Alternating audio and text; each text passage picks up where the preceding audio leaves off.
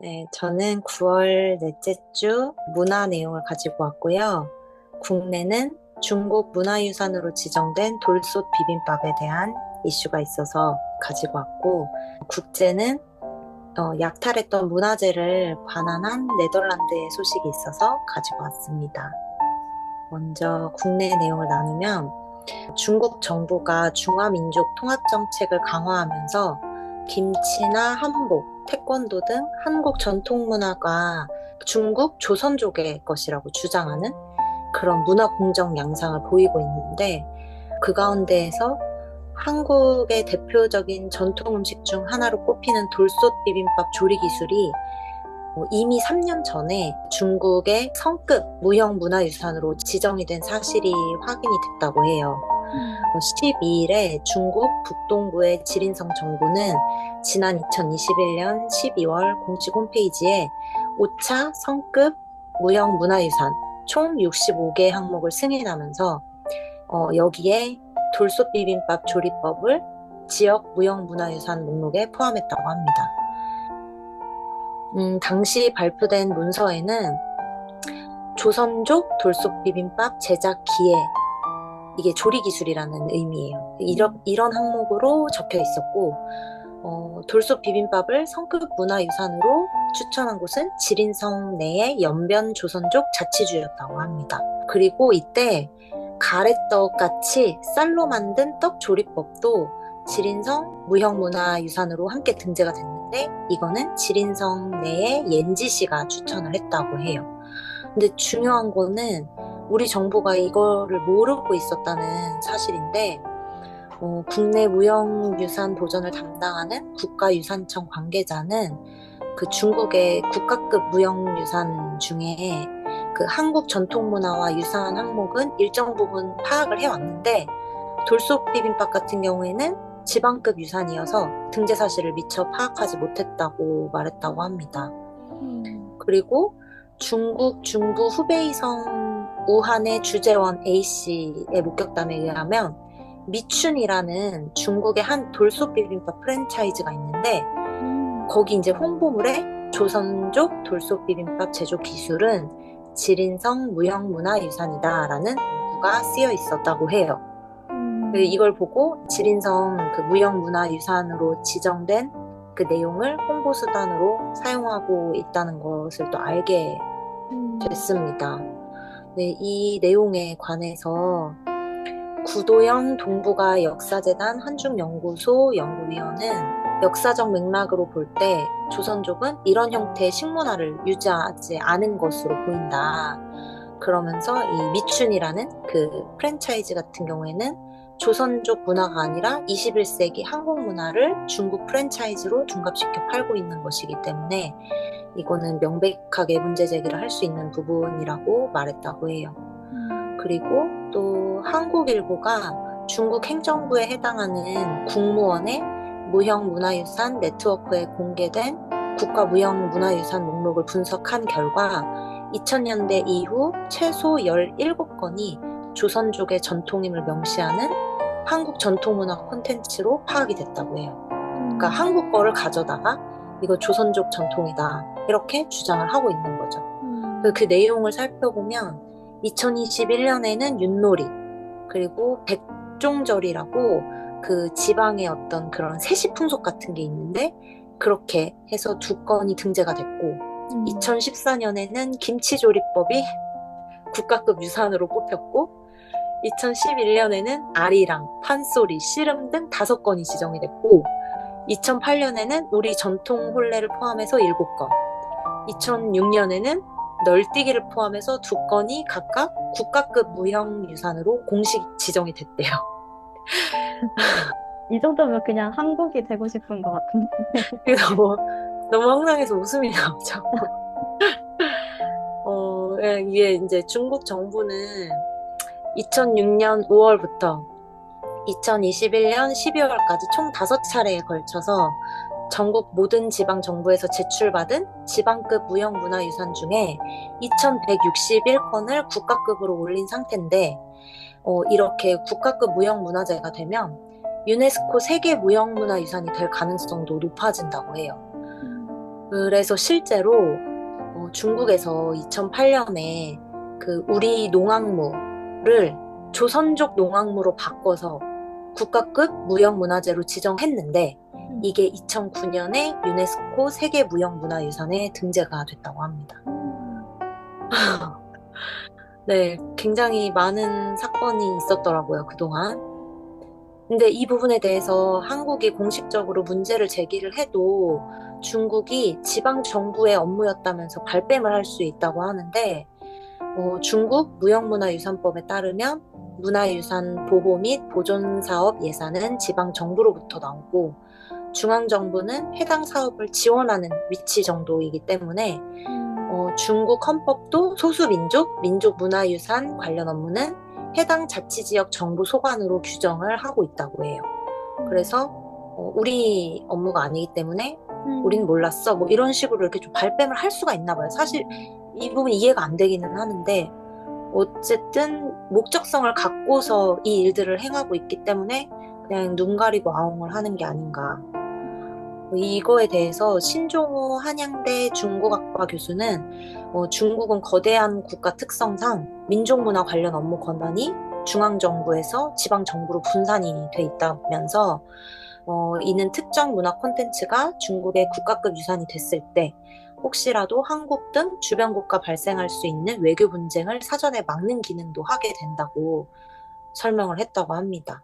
그리고 중국 소수민족 업무를 담당하는 국가민족사무위원회는 지난 1월 중국 전역의 소수민족 정책 고위 관리를 불러서 중화민족 공동체에 관한 역사자료 체계, 이론 체계를 구축하고 중화민족의 형성과 발전의 이유, 이론을 과학적으로 밝히는 노력을 하라고 지시를 했는데 이런 지시 내용을 통해서 앞으로도 지금과 같은 그런 일들이 계속될 거라는 우려가 나올 수밖에 없는 상황이라고 합니다. 전문가들은 한국 전통 문화 콘텐츠의 중국화 움직임을 막기 위해서 전략적인 대응을 할 필요가 있다고 제안을 했는데 구도영 연구위원은 돌솥 비빔밥 등으로 드러난 여러 사례는 각 소수민족을 하나의 중화민족으로 결속하려는 중국의 정책 방향이 반영된 결과라면서 상황을 거시적으로 보고 중화민족 담론을 논파하는 대응 논리를 갖춰야 한다고 했고 사이버 외교 사절단으로 불리는 비영리 단체인 방크의 박기태 단장은 중국은 특정 국가와 문화유산 관련 갈등이 생길 때는 제3국의 여론을 신경 쓰는 성향이 강하다. 그래서 서구권 국가 등을 상대로 사실관계를 명확히 밝혀서 홍보하는 노력이 필요하다고 강조했다고 합니다. 우리나라 국가유산청 같은 경우에는 체계적 관리 및 대응이 시급한 무형유산을 선별하는 등 추가적인 연구 용역 수행을 통해서 경쟁력을 강화하는 방안을 마련할 계획이라면서 필요시에는 유네스코 인류 무형유산 우선 등재를 위한 선제적 조치를 강구하는 등의 관련 방안도 적극적으로 추진해 나가겠다고 밝혔다고 해요. 그리고 또 20일에 외교부에서 입장문을 냈는데 역사 문제가 우리 정체성과 관련된 중요한 사안이라는 인식 하에 중국 측의 역사 왜곡 시도에 대해서 단호하게 대응을 하겠다고 밝히면서 이번 질인성 조치를 포함해 우리 문화 정체성과 관련된 사안이 양국 국민 간 우호 정서에 부정적인 영향을 끼치지 않도록 중국 측에도 필요한 노력을 지속해서 촉구 중이라고 말했다고 합니다.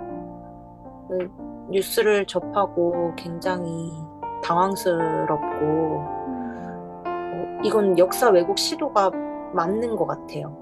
그런 우리의 전통적인 것들을 다 가지고 가서 자기네 것이었다. 이렇게 하는 부분들도 그렇고 목적이 너무 뚜렷하다 보니까 우리나라는 이제 이런 내용인데 우리나라 말고도 이제 주변국들에 관해서도 자기들 거였다. 이렇게 얘기하는 부분들이 또 있더라고요. 그래서 중국의 이러한 행보에 대해서 기도가 필요할 것 같아서 가지고 왔고 그에 반해서 국제적으로 네덜란드는 오히려 약탈한 문화재를 반환했다는 내용이 있어서 가지고 왔는데 20일 현지 시각으로 미 뉴욕 타임즈에서는 네덜란드 정부가 인도네시아 식민지배 시절에 약탈한 인도네시아 공예품 288점을 반환했다고 보도를 했어요. 네덜란드는 공예품을 소장하던 암스테르담 세계박물관에서 반환 행사를 열고 보석이 박힌 완장 같은 것들을 돌려줬다고 해요. 이날 반환은 지난 2020년 네덜란드 정부 자문위원회가 400여 년의 식민 통치 기간 동안 약탈했던 문화재를 반환하도록 권고한 이래 두 번째로 이뤄진 건데, 자문위원회는 식민 통치 및 노예화에 관여했음에 대해서 반성하는 내용의 보고서를 또 냈다고 해요.